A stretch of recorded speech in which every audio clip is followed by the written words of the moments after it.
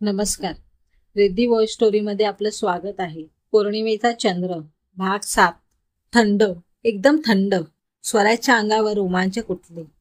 वेगळंच मनात आलं तिच्या काही. खरंच पावसाला आपण किती लांब ठेवलं ना. नको आता, मलाही भिजायचे आहे सिद्धेश सारखं, मनसोक्त. सिद्धेश तर पावसात भिजत होता. स्वराने त्याच्याकडे पाहिले. त्याचं लक्ष नव्हतं. स्वराने तिचं सामान तिथेच ठेवलं. हात पुढे केला तिने. थंडगार पावसाचा स्पर्श. तसं काही पावसाला ती पहिल्यांदा अनुभवत नव्हती. आज काहीतरी वेगळं होतं. पाऊस तर नेहमीचाच होता, परंतु आज प्रेम बरसत होतं पावसाच्या रूपात. स्वर हळूच बाहेर आली दरवाज्यातून. सिद्धेश सारखे तिनेही डोळे मिटून घेतले आणि पावसात तल्लीन झाली होती ती. वाव, किती सुरेख वाटतंस पावसात. स्वराने डोळे उघडले. मन अगदी धुवून गेल्यासारखं झाले. मनातला राग, द्वेष, दुःख, अडचणी, टेन्शन वाहून जातात पावसात. इतकी वर्ष आपण हा आनंद आपल्यापासून लांब ठेवला होता. थँक्स सिद्धेश, तुझ्यामुळे मला हा आनंद मिळाला. थँक्स. स्वरा हात पसरून स्वतःभोवती गिरक्या घेत होती. सिद्धेशचं लक्ष तिच्याकडे गेलं. अरे, ही कधी आली बाहेर, चक्क भिजायला. सिद्धेशला हसायला आलं. स्वरा तशीच गिरक्या घेत होती. सिद्धेश हळूच तिच्या समोर येऊन उभा राहिला. किती वेळ तो तिच्याकडे पाहत होता. स्वर, सिद्धेश हळूच आवाजात बोलला. स्वरा थांबली जागेवर. सिद्धेशला बघून छान हसली ती. काय मॅडम, पाऊस नको म्हणणारी स्वरा कुठे गेली? ती स्वरा ना, तिच्या घरी गेली. स्वरा हसत म्हणाली. असं का? मग मीही जातो घरी. का रे? मी तर त्या स्वराला ओळखतो. तुम्हाला नाही मॅडम. हो का? स्वराने चापटी मारली सिद्धेशला. चल खेळूया पावसात. माकडा, मी काय लहान आहे पावसात खेळायला? पावसात खेळायला वय लागत नाही, वेळ असावा लागतो. चल पकड मला, म्हणत सिद्धेश पळाला सुद्धा. स्वरालाही मजा वाटली. ती त्याला पकडायला धावली आणि स्वरा सिद्धेशचा खेळ सुरू झाला. भर पावसात वेड्यासारखे दोघे धावत होते. समोर येणाऱ्या जोडप्यांना धडकत होते. मध्येच येणाऱ्या छत्र्यांना आपटत होते. धावताना एकमेकांच्या अंगावर पाणी उडवत होते. छान एकदम. कितीतरी जोडपी त्यांच्याकडे कुतूहलाने पाहत होते, हसत होते, पण त्यांचं फक्त आणि फक्त पावसाकडेच लक्ष होतं. एव्हाना ते धावत धावत खूप पुढे आले होते. सिद्धेशने मागे वळून पाहिले. स्वरा लांब राहिली होती. सिद्धेश थांबला, तशी स्वराही थांबली आणि जागेवरच पुन्हा गिरक्या घेऊ लागली. सिद्धेश तसाच तिला बघत उभा राहिला. तिथे स्वरा सिद्धेशचा खेळ सुरू होता. तिथे समोर एका हॉटेलमध्ये मिताली तिच्या मैत्रिणींसोबत नाश्ता करायला आली होती. तिला हॉटेलमध्ये येऊन 1 तास झाला होता. पाऊस कधी थांबतोय याकडे तिचं लक्ष होतं. शी यार, काय हा पाऊस पण. एवढा सुट्टीचा दिवस, बाहेर पडले तर सुरुवात केली याने, मिताली तिच्या मैत्रिणीला सांगत होती. हो ग, कधी कधी जास्त पाऊस, आणि आता तर त्याचे दिवसच आहेत पडण्याचे. मग तो पडणारच ना. हो, पडू दे ना मग, मी कुठे थांबवलं आहे त्याला. पण मी घरी गेल्यावर पड म्हणावं. मिताली आता वैतागली होती. चल यार, हा काय थांबणार नाही, निघूया आपण. नको, मी थांबते जरा वेळ. छान वातावरण झालं आहे, तू पण थांब. नको, मी जाते. बाय म्हणत मिताली निघाली. हॉटेलच्या बाहेर आली ती. टॅक्सीसाठी इकडे तिकडे बघत होती. शिट, एकही टॅक्सी नाही. आज भिजणार बहुधा मी, मिताली स्वतःशी गप्पा मारत होती. तेव्हा तिला समोर कोणीतरी भिजताना दिसलं. काय मंद आहे हा तो मुलगा, भिजतोय पावसात. मग सर्दी ताप, डॉक्टरांकडे पळापळी. कोणी सांगितलं हे एवढं करायला? स्वतःशीच हसली ती. टॅक्सी काही येत नव्हती. तिचं लक्ष राहून राहून त्या मुलाकडे जात होतं. ओळखीचा आहे का? मग मला का असं वाटतंय?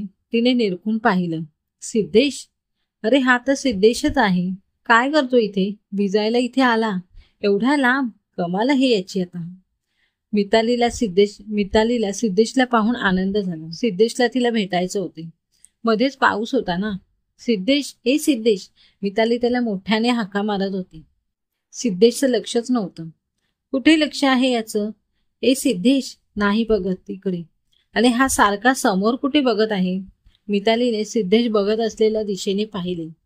एक मुलगी पावसात गिरक्या घेत होती. तिलाही निरखून पाहिलं मितालीने. स्वरा? म्हणजे स्वरा सुद्धा आहे इकडे. दोघे एकत्र भिजत आहेत पावसात. थोड्या वेळाने सिद्धेश स्वराजवळ गेला आणि पुन्हा ते एकमेकांवर पाणी उडवू लागले. मितालीला ते दृश्य पाहून वाईट वाटलं. आपली जागा स्वराने घेतली बहुधा. मितालीच्या डोळ्यात पाणी जमा झालं. तितक्यात समोर टॅक्सी येऊन उभी राहिली. मिताली त्यात बसली. जाता जाता दोघांकडे एक नजर टाकली. नंतर तिला त्यांच्याकडे बघताच आलं नाही. पाणी साचलेलं ना डोळ्यात. खूप वेळ झाला होता. स्वरा आणि सिद्धेश दोघेही दमले होते आता.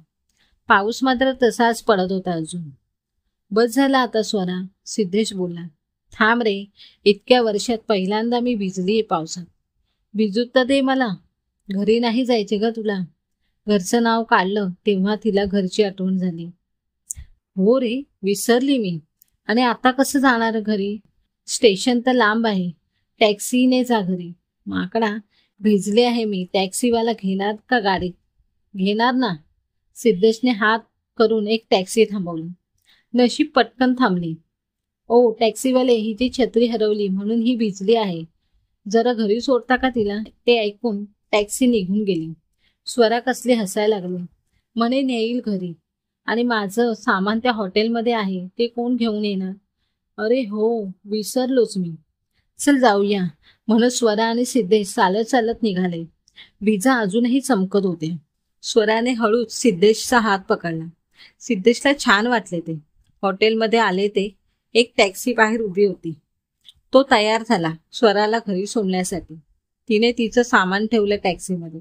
चल सिद्धेश, आणि थँक्स. थँक्स कशाला? त्या क्षणासाठी जो आतापर्यंत मी कधी अनुभवला नव्हता.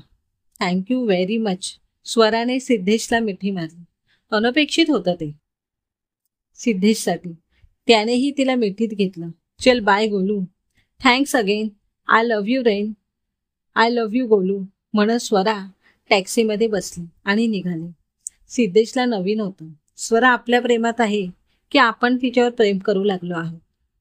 सिद्धेशला गोड प्रश्न पडला. तेव्हाच कडकडाट विजेंचा जोरदार आवाज झाला. सिद्धेशने वर आकाशात पाहिलं. बाप रे, नक्कीच कुठेतरी पडली असेल. पावसाचा जोर अजून वाढत जात होता. सकाळचे 11:30 झाले तरी अजून काळोखच होता. निघायला पाहिजे आता म्हणत सिद्धेश निघाला आणि पुन्हा वीज चमकली. लख्ख प्रकाश. सिद्धेशच्या मनात कसंसं झालं. डोळे दिपून गेले अगदी. स्वराची टॅक्सी अजूनही सिद्धेशला दिसत होती. तिकडे नजर टाकून सिद्धेश वळला. पुन्हा विजेचा कडकडाट आणि त्याच्यासमोर बघतो तर मानसी. सिद्धेश तसा स्तब्ध होऊन तिला पाहतो राहिला. सिद्धेशचं पहिलं प्रेम, जिच्यासाठी तो वेडा झाला होता, ती मानसी. एका वर्षापूर्वी ज्या मुलीने सिद्धेशपासून सगळे संबंध अचानक तोडले होते, ती मानसी आज त्याच्या समोर उभी होती. मानसी ही त्याला बघत होती. दोघांमध्ये फरक एवढाच होता की ती छत्रीमध्ये तर सिद्धेश पावसात भिजत होता. वर आकाशात विजांचा तांडव सुरू झाला होता. आवाजासोबत कितीतरी प्रकाश दिसत होता. लख्ख प्रकाश. त्या प्रकाशात मानसीचा गोरा चेहरा अजूनही उजळून दिसत होता. सिद्धेशच्या मनावर जणू त्या विजा जुन्या आठवणीचे प्रहार करत होत्या. खरंच आभाळ आता अधिकच गडद झालं होतं सिद्धेशच्या मनातलंही. क्रमश उर्वरित कथा पुढील भागात पाहूया.